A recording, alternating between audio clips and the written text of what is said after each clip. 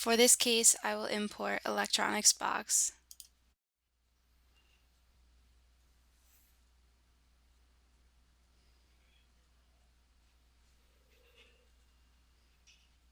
Once the geometry file has finished importing, we can open the geometry task and edit the geometry.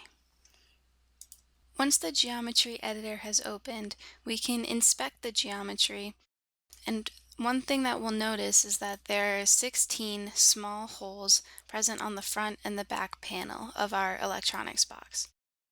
Our first step is going to be to fill these in so that they do not interfere with our simulation. So zoom in on one hole and select a face. And then if we go over here to under the selection menu and select all equal radius cylinders, it will highlight each of these holes, and there are 16 holes in total. And then we can go up to the fill tool and it will remove these holes. So now we need to create a flow volume for our simulation. And we can do this by going under the Prepare menu and selecting the Volume Extract tool. The first thing we need to do is select faces that will enclose the flow volume. And then we'll select a seed face, one that is within the flow volume.